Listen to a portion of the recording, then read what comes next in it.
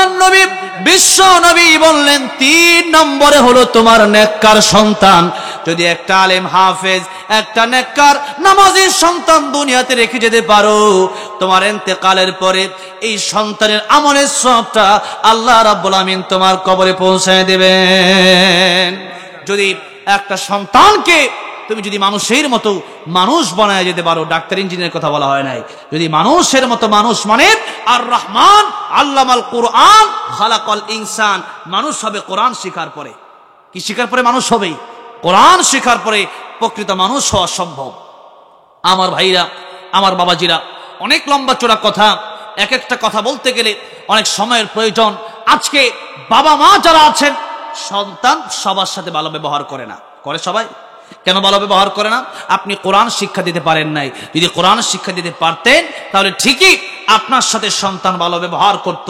আপনি কোরআন শিক্ষা দেন, ইনশাআল্লাহ এই সন্তান কোনোদিন আপনার বৃদ্ধাশ্রমে পাঠাবে না। আমি গিয়ে দেখে এসেছি কত বৃদ্ধাশ্রমে আজকে বড় বড় নেতার, বড় বড় চাকরিজীবী, টাকা পয়সার অভাব নাই, আমেরিকা লন্ডনে চলে গেছে, স্ত্রীকে নিয়ে আমোদ ফুর্তি করছে। মা বাবা আজকে সারা জীবন টাকা পয়সা দিয়ে মানুষ বানানোর পরে, ডাক্তার ইঞ্জিনিয়ার বানানোর পরে মাকে বৃদ্ধাশ্রমে রেখে দিয়েছে।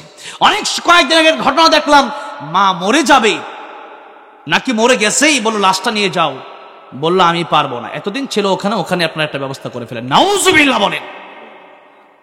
আমিরুল মুমিনিনের দরবারে এক বাবা গেল, আমার ছেলের বিচার করেন। আমিরুল মুমিনিন বললেন, তুমি তোমার বাবার সাথে বেয়াদবি করেছো। সন্তান বলেন, আমার কথা আগে শোনেন, আমার বাবা কি আমার সব হক আদায় করেছে?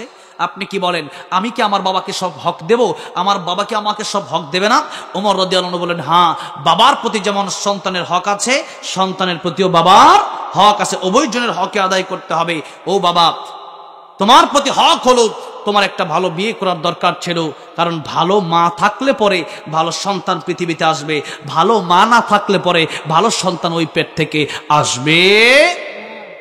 আজকে আমাদের মহিলারা পর্দার খবর নাই। আম্মাজান খাদিজার উত্তরসূরি, ও মা বোনেরা, হযরত ফাতেমা রাদিয়াল্লাহু আনহার উত্তরসূরি আজকে হয়েছেন। মনে মনে ভাবতেছেন, কিন্তু আপনি পর্দা করেন না, পর্দা আপনার ভেতরে নাই। কিয়ামতের ময়দানে আল্লাহর নবী বলেছেন, অধিকাংশ নারীরাই জাহান্নামে যাবে, আর জান্নাতে গিয়ে দেখলাম অধিকাংশ গরিব মানুষেরাই জান্নাতে গেছে। গরিব মানুষদের ব্যাপার বলেছে, আর জাহান্নামের ব্যাপারে বলেছে অধিকাংশ নারীরা এই জাহান্নামে যাবে। নারীদের জাহান্নামে যাওয়ার একটা কারণ তো এটাই, নারীরা পর্দা করে না। আর পর্দা না করলে একটা নারী একা জাহান্নামে যায় না, একটা নারী হাজার হাজার যুবককে জাহান্নামী বানায়, অতঃপর জাহান্নামে যায়। একটা নারী যখন রাস্তা দিয়ে বের হয়, এই নারীটার দিকে আরো হাজার যুবক তাকালো, তাকানোর সাথে সাথে কবিরা গুনাহ হলো, চোখের জেনা হলো, আর এই চোখের জেনার কারণে 1000 যুবককে জাহান্নামে যেতে হবে। নাউজুবিল্লাহ বলেন। আজকে অনেক সময় পুরুষের বিচার করা হয়, নারীরটা করা হয় না। নারী নির্যাতনের আইন আছে, পুরুষ নির্যাতনের আইনও করা দরকার। অনেক সময় আমাদের দেশে বর্তমানে এমন অবস্থা দেখা যাচ্ছে, স্বামীকে ধরে স্ত্রী মারে। কিরকম নাই মনে হয়? পত্রপত্রিকার খবর যদি আপনারা দেখেন, মিডিয়ার খবর যদি আপনারা দেখেন, এরকম অভাব নাই। এই জন্যে আল্লাহর নবী বললেন, ও দুনিয়ার মানুষেরা, নারীরা জাহান্নামে যাবে 2টা কারণে। 1 নম্বর কারণ হলো নারীরা স্বামীর সাথে খারাপ আচরণ করে, স্বামীর তারা কষ্ট দেয়। আজকে আমাদের সমাজের নারীর দিকে তাকালে অনেক নারী এমনও বলি যে তোমার ঘরে আসছিলাম, তোমার ভাগ্যটা বড় ভালো, অন্য আরো বহু ভিআইপি স্বামী আমার ছিল, এরকম বলে না? খালি তোমার ঘরে আইছিলাম দেখি এত কষ্ট আমার। এক মহিলা, আমাদের উস্তাদ এক হুজুর ছিল, হুজুর বলতো, আগিলারে আগিলা কত ভালো আসিলা। বুঝেন নাই? আগিলারে আগিলা কত ভালো আসিলা, তার মানে কি? এক স্বামীর কাছে গেছে, স্বামী তারা 3 বেলা খাবার দেয়, কিন্তু গুস্ত মাছ ঠিক মতো দেয়, একটু গরিব মানুষ, টাকা পয়সাটা কম। স্ত্রী চিন্তা করছে, এরকম স্বামী গরিবের গরিব, তার ঘরে আমি থাকবো না, আমি আরেক স্বামীর কাছে চলে যাব। চলে গেছে আরেক স্বামীর কাছে। যাওয়ার পরে এই স্বামী এবার তারে শুধুমাত্র রাতে খাবার দেয়, সকালেও দেয় না, দুপুরে 1 বেলা দেয়। চিন্তা করলো তার কাছে থাকবো না, আগে 3 বেলা দিত, এখন একজনে দেয়। এরপরে চিন্তা করলো আরেক স্বামীর কাছে যাব, আরেক স্বামীর কাছে যাওয়ার পরে এই স্বামী এবার খাবার তো দেয় না, উল্টা যৌতুক চায়, এরপরে মায়েরও দেয়। এখন স্ত্রী কয় আগিলা রে আগিলা, কত ভালো আসিলা, আগেই ভালো আসিলাম, 3 বেলা যাই করে খাইতাম, স্বামীটা ভালো ছিল, একটু অহংকার করে আসার কারণে আজকে টাকা উল্টা চায়, মায়েরও খায়। ঠিক না বে ঠিক? আর যুবক ভাইরা, সংসারে শান্তি আসবে কেমনে? স্ত্রী তো আপনারা ধরবেই, যৌতুকের টাকা খাইলে ওই সংসারে শান্তি আসতে পারে না। আপনার ঠিক বললেও ঠিক, না বললেও ঠিক, নাকি বলেন? বাবাজিরা, সন্তানদের বিয়ে করানোর আগে নবীর হাদিস ফলো করেন। মিশকাত শরীফের হাদিস, আল্লাহর নবী বলেন, তুনকাহুল মারআতু লিআরবাঈন, লিমালিহা ওয়ালিজামালিহা ওয়ালিহাসাবিহা ওয়ালিদীনিহা ফাযফার বিযাতিদ্দীন। অল্প সময় আমি কথাগুলো শেষ করে দেব। আল্লাহর নবী বললেন 4টা জিনিস দেখে তোমরা বিয়ে করো। কয়টা? আল্লাহর নবী বললেন সাধারণত মানুষ 4টা জিনিস দেখে বিয়ে করে। কয়টা জিনিস দেখে বিয়ে করে? 4টা জিনিস দেখে মানুষ বিয়ে করে। 4টা দেওয়ার দরকার নেই, 4টা জিনিস দেখে মানুষ বিয়ে করে। 1 নম্বর হচ্ছে মানুষ বিয়ে করে লিমালিহা, সম্পদ, ধন সম্পদ দেখা, কেমন সম্পদ তারা আছে, বাড়ি গাড়ি 5 তালা আসেনি, 3 তালা আসেনি, এরকম দেখে বিয়ে করে। 2 নম্বরে বিয়ে করে ওয়ালি জামালিহা, মানুষ তার চেহারা দেখে বিয়ে করে, চেহারা সুন্দর কিনা, চেহারার ফেস কাটিং ভালো কিনা। 3 নম্বরে দেখে ওয়ালি হাসাবিহা, তার বংশটা কেমন। 4 নম্বরে দেখে ওয়ালি দীনিহা, নবী বললেন এই দিনদার মেয়ে দেখে তোমরা দিনদার মেয়েকে বিয়ে করে তোমরা ধন্য হয়ে যাও। বলেন সুবহানাল্লাহ। কি মেয়েকে বিয়ে করতে বলছেন? দিনদার মেয়েকে বিয়ে করতে বলছেন। কিন্তু আজকে আমরা দিনদার খুঁজি না, টাকা পয়সা খুঁজি, যৌতুক আমরা এমন ভাবে খাই মনে করি হাদিয়া। আর শাশুড় শাশুড়ি যদি আপনারা দেয় একটা মোটরসাইকেল, সমস্যা নাই, খুশি হয়ে দিলে সমস্যা আছে? শ্বশুর শাশুড়ি যদি আপনার একটা প্রাইভেট কার দেয়, মনে করেন একটা স্বর্ণের বাড়ি করে দেয়, কোনো সমস্যা আছে? কোনো সমস্যা নাই। শ্বশুর শাশুড়ি দিতেই পারে, পারে না?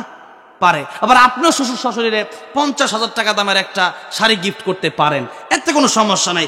কিন্তু ছায়া নেওয়া যাবে, চেয়ে নেওয়া যাবে না। আমার ভাইরা, আমার মুরব্বী ওয়াজিরা, যৌতুকের মতো হারাম, এটা এমন হারাম, আপনি পায়খানা খাওয়া যেরকম হারাম, যৌতুক খাওয়া এরকমই হারাম। ঠিক না বে ঠিক? এক একজনে এক এক দিকে। বুঝছি টাইম শেষ, আপনাদের টাইম শেষ। যাক, আপনাদের কষ্ট হইলে আমার সুবিধা, আমার তো প্রতিদিনই বসা লাগে, দিনে 3-4 বারও বসা লাগে, সুতরাং আপনাদের অসুবিধা হইলে আমার সুবিধা, শেষ করে দিচ্ছি। এবার আসেন, নবীজি বললেন 4টা জিনিস দেখে মানুষ বিয়ে করে, তোমরা দিনদার মেয়েকে দেখা বিয়ে করো, মেয়েটা গরিব হইলেও সমস্যা নাই। এবার আসেন, আর মেয়েদের কথা বলছিলাম, মেয়েরা স্বামীর সাথে বেয়াদবি করলে পরে এই স্বামী যদি আপনার প্রতি খুশি না থাকে, আল্লাহ কিন্তু নারাজ হবে, নাকি বলেন? আল্লাহর নবী বিশ্ব নবী রাহমাতুল লিল আলামিন একদিন আম্মা জান আয়েশা সিদ্দিকা রাদিয়াল্লাহু আনহার ঘরে গেলেন। গিয়ে দেখলেন আয়েশা ঘুমায়া পড়ছে, রুটি বানাতে বানাতে রুটি ছাগলে আয়েশা খাইতেছে। কিসে আয়েশা খায়? ছাগলে আয়েশা রুটি খায়। এখন আল্লাহর নবী নিজেই, রাহমাতুল লিল আলামিন নবী, তিনি নিজেই রুটি বানালেন, গোশত পাক করলেন। আয়েশা রাদিয়াল্লাহু আনহা ঘুম থেকে উঠে দেখলেন, আহারে, রাহমাতুল লিল আলামিন, সৃষ্টির শ্রেষ্ঠ যিনি, নবীজি রান্না করলেন। নবীজি বলেন, আয়েশা, অবাক হওয়ার কিছু নাই, আমি তোমার স্বামী, তোমার সাথে আমি একটু সহযোগিতা করতেই পারি। বলেন সুবহানাল্লাহ। আমাদের কিছু স্বামী আছে যে বিয়ে করছে নাকি কাজের বেটি আনছে, এটা বোঝা বড় দায়, ঠিক না? এরকমও কষ্ট দেওয়া যাবে না। আর নারীরা যেই 2টা কারণে জাহান্নামে যাবে, সেই 2টা কারণের 1 নম্বর কারণ হলো স্বামীরে কষ্ট দেওয়া।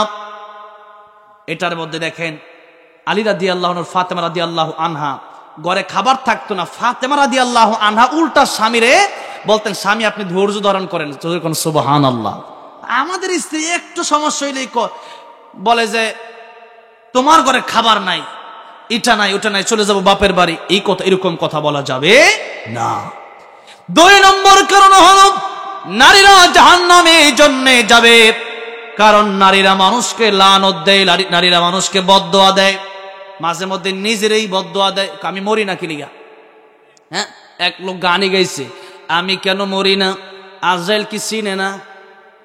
বদমাইশ, জুতার বাড়ি দেওয়া দরকার, এরকম শিল্পী করে। যেরকম ঠিক না বে ঠিক? এর বলে আজরাইল চিনে না, কি কয় আজিব কারবার, আজরাইল বলে চিনে না। এর মরার কি শখ, এ মনে করছে মরলো আর খুশি না। মরছেন মানে আপনার শেষ এরকম না। অনেক যুবক আত্মহত্যা করে। আত্মহত্যা করা কত বড় খারাপ। আত্মহত্যা করলেন মানে আপনি নিজের জীবনকে নিজের হাতে আপনি জাহান্নামের ভেতরে সমর্পণ করলেন। আজকে যুবকরা আত্মহত্যা করে, এক একটা মেয়ের জন্য মেয়ের আত্মহত্যা করে, ছেলের জন্য মনে করে আত্মহত্যা করলাম মানে কষ্ট শেষ না। আপনি আত্মহত্যা করলেন মানে নবীজি হাদিস শরীফের ভিতরে বলেছেন আত্মহত্যাকারীর শাস্তি হবে কিয়ামতের ময়দানে। যে ব্যক্তি ছুরি দিয়ে গলায় পুঁজ দিয়ে আত্মহত্যা করেছে, কিয়ামতের ময়দানে তার হাতে আল্লাহ ছুরি দিয়ে দেবে। সেই ব্যক্তি ছুরি দিয়ে গলায় আঘাত করবে, মরবে, আবার জিন্দা হবে, আবার ছুরি দিয়ে আঘাত করবে, আবার মরবে।